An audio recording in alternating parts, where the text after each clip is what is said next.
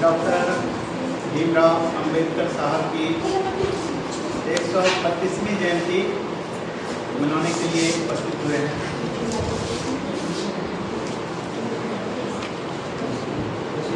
Doctor बदल के जो है अंबेडकर नगर रख दिया गया है। ये हमारे भारतीय संविधान के निर्माता भी थे और इन्होंने जो है हमारे भारतीय संविधान में बहुत सारे देशों का संविधान का अध्ययन करके जो है इन्होंने अपने संविधान का निर्माण कराया। इन्होंने जो है कई तरह के आंदोलन भी चलाए। जैसे मुख्य रूप से इन्होंने जो है, चूंकि ये महार जाति से आते थे, तो इनको जो है सामाजिक छुआछूत का भी सामना करना पड़ा, इसलिए इन्होंने जो है छुआछूत आंदोलन भी चलाया था। एक बार दक्षिण भारत में जो है मंदिर में जो है प्रवेश नहीं करने दिया जाता था, जिसके कारण से जो है इनके ऊपर जो है जानलेवा हमला भी किया गया अंबेडकर साहब के ऊपर। और उसी के बाद जो है इन्होंने, हमको लगता है कि बहिष्कारणी हितकार, इसलिए जो है हम लोग अंबेडकर साहब को बाबा साहब के नाम से भी जानते हैं। नहीं, बस इन्हीं शब्दों के साथ हम अपना वाणी जो है विराम करते हैं। आगे जो है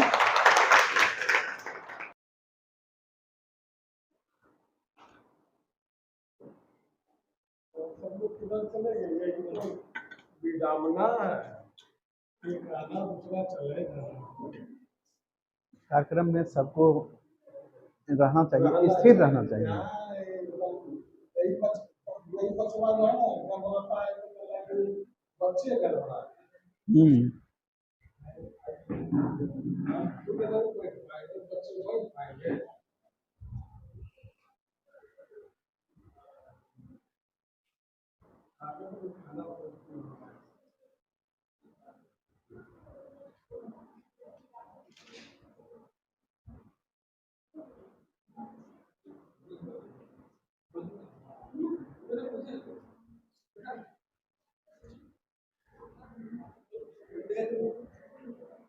मेरे पास है सर। कहाँ पे सर?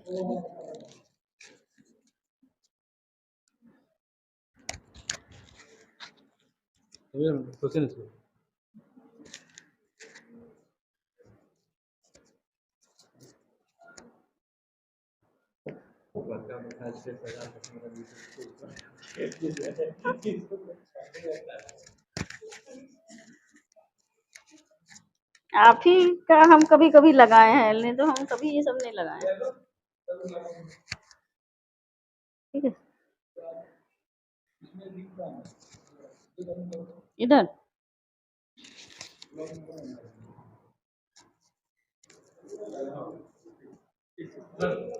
देखना है। क्या करें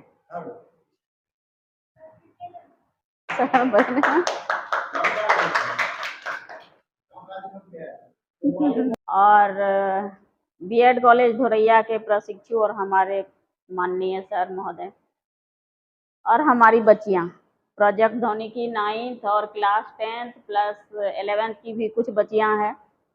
हम लोग सभी आज एकत्रित हुए हैं बाबा भीमराव अंबेडकर की जयंती मनाने के लिए।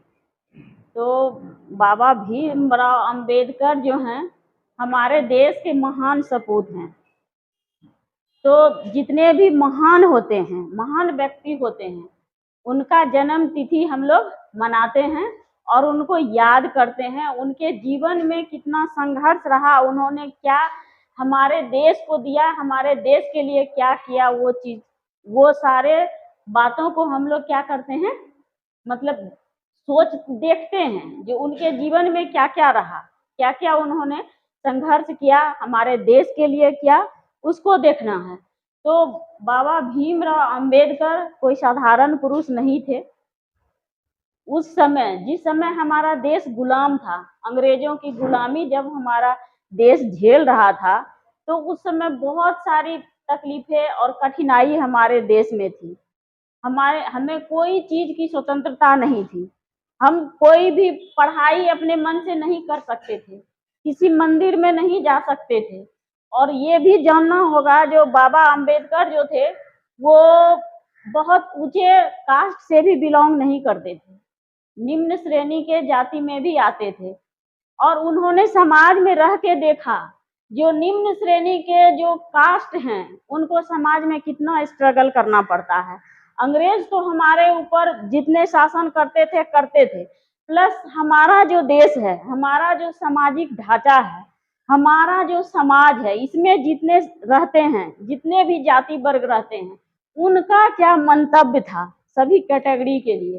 तो हमारा समाज को जो 4 कैटेगरी में जाति वर्ग में बांटा गया, तो उसमें जो सबसे ऊपर वर्ग ब्राह्मण, उसके बाद क्षत्रिय, उसके बाद वैश्य, उसके बाद शूद्र, है ना। तो ये जो कैटेगरी था, तो यहाँ पे सभी के कार्य अलग अलग थे, लेकिन जो सबसे नीचे थे, जो सबसे लोअर कास्ट में जो आते थे, उन लोगों का काम पढ़ना लिखना नहीं था, पढ़ने लिखने नहीं दिया जाता था। वो लोग क्या करेंगे, तो जितने अपर कास्ट के लोग हैं, तो वो जो समाज में रह रहे हैं, उनका क्या करना है, सेवा करना है, उन्हीं का काम करना है। खेत भी है, जमीन भी है, तो उनके जमीन पे उसको एज ए नौकर काम करना है, उनके घर में भी काम करना है, उनको अपना कुछ भी नहीं करना है। जो निम्न जाति के थे, तो उनको कुछ भी अपना नहीं करना है, दूसरों की सेवा करना है, दूसरों के जमीन पे काम करना है। तो जब वो सिर्फ गुलाम बन के हमारे देश के ही लोग अगर निम्न जाति को रख रहे थे, तो वहां पे हमारे भीमराव अंबेडकर जो थे, वो भी उसी कास्ट से बिलोंग करते थे।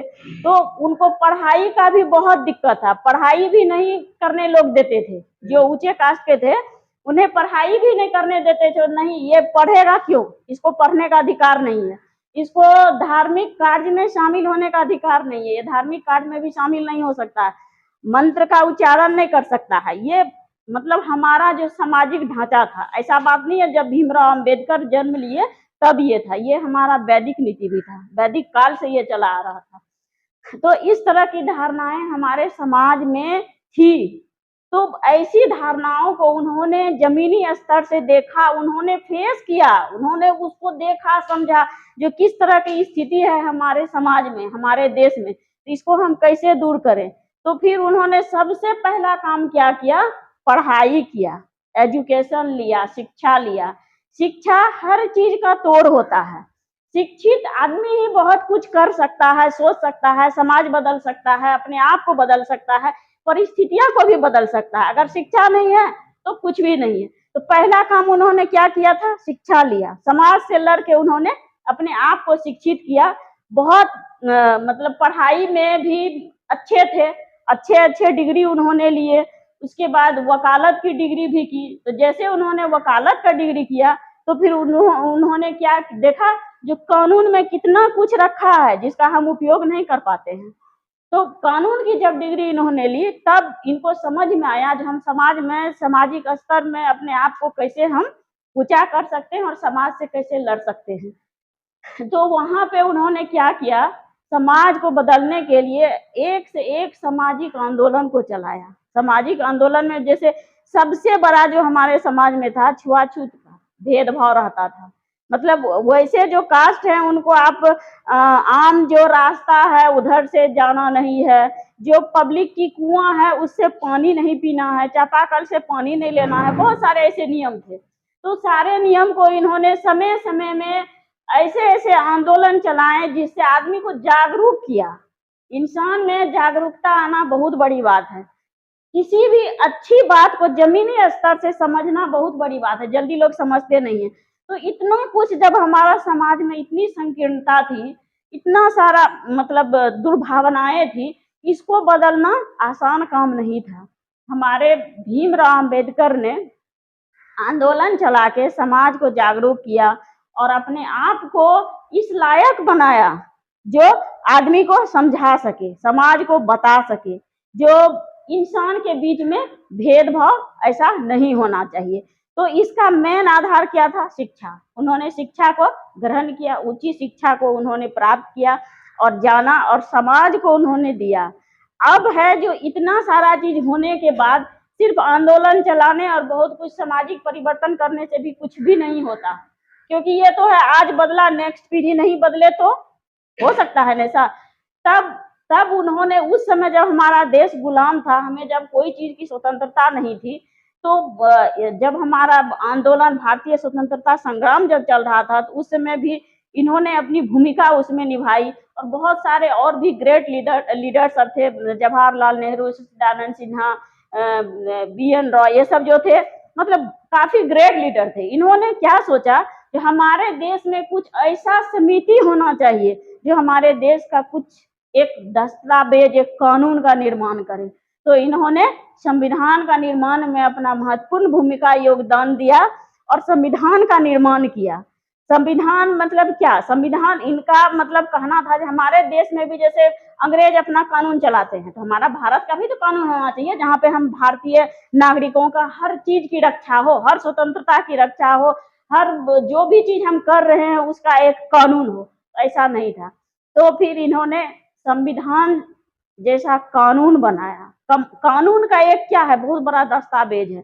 संविधान का जब निर्माण हो रहा था तो फिर इन्होंने सोचा जो आखिर संविधान जो बनेगा तो इसमें हम क्या क्या चीज को शामिल करेंगे।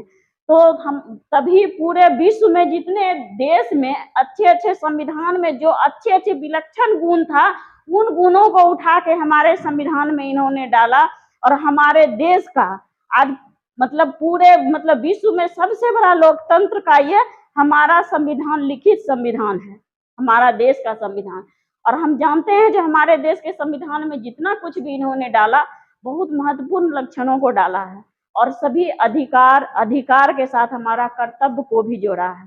तो आज जब हम भीमराव अंबेडकर को हम लोग याद कर रहे हैं, ऐसे महान लीडर, ऐसे महान सपूत को जब हम याद कर रहे हैं, तो इनका क्या देन है हमारे लिए, उसको जानना बहुत जरूरी है।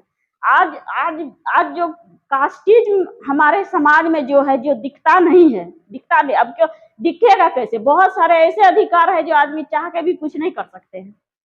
उसके कारण बहुत सारे कानून बने, जो सरकार आरक्षण दिया और कुछ दिया, जो सामाजिक रूप से दलित वर्ग या और भी जितने थे जो पिछड़े थे शिक्षा में, आर्थिक रूप से, तो उनको सपोर्ट मिला। वो धीरे धीरे अपने आप को सामाजिक रूप से मजबूत किए, आगे बढ़े। ऐसा नहीं है जो जितने मान लीजिए जो दबे कुचले लोग हैं, ऐसा नहीं वो कहते हैं जो आप जो ऊंचे हो वो ऊंचे नहीं रहे। सब अपने अपने जगह पे ठीक है, लेकिन सबों को अधिकार मिलना चाहिए। सब चीज जैसे पढ़ाई का अधिकार सबको मिलना चाहिए, एग्जाम जो भी होते हैं सबको बैठना है ना, एग्जाम में भी अधिकार मिलना चाहिए। आप जैसे राजनीति है उसमें भी अधिकार मिलना चाहिए। और धर्म तो अपने अपने मानने की चीज है, ऐसा नहीं है धर्म किसी पे थोपा नहीं जाता है।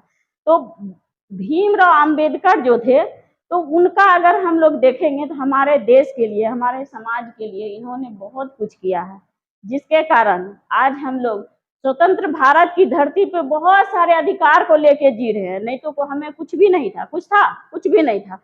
इनकी अगर योगदान नहीं रहती, ये आगे बढ़ के अगर नहीं आते।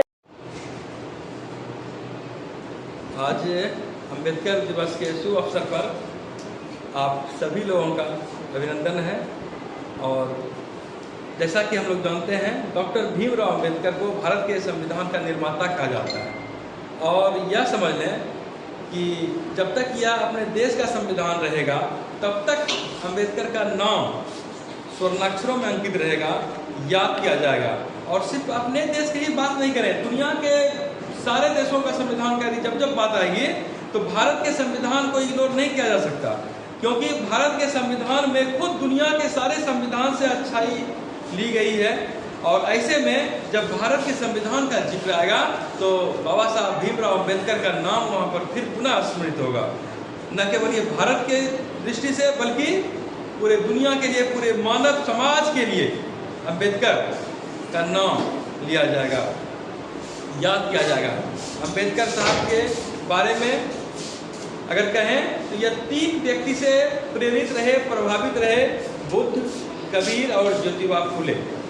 इन तीनों लोगों ने अपने समाज को, भारतीय समाज को एक नई दिशा दी और आधुनिक समाज में, आधुनिक भारत के नवनिर्माण में डॉक्टर भीमराव अंबेडकर की भूमिका सर्वोपरि है। जितने भी अन्य सारे लोग हैं, सबों का महत्व है, अपना अपना महत्व है। गांधी जी हैं, नेहरू हैं, सारे लोगों का अपना महत्व है, अपना अपना महत्व है। लेकिन इन सारे में डॉक्टर भीमराव अंबेडकर का भी आधुनिक भारत के निर्माण में महत्व है। आज हम जिस सामाजिक समरसता में जी रहे हैं, जिस मानचित्र, भारत के मानचित्र की कल्पना कर रहे हैं, देखते हैं, अगर अंबेडकर जी के मन में किसी प्रकार की दुराग्रह की भावना आती तो आज इस तरह का मानचित्र भी नहीं देखते हम लोग। है, धन्यवाद आप सबको। भीमराव अंबेडकर जी, बाबा साहब तुम्हें प्रणाम। भारत की पावन गाथा में अमर तुम्हारा नाम। 1891 के 14 अप्रैल को जन्म लियो, माह दिसंबर 1956 को देश से विदा लिए। ऐसे कर्मवीर नायक को कोटि कोटि प्रणाम।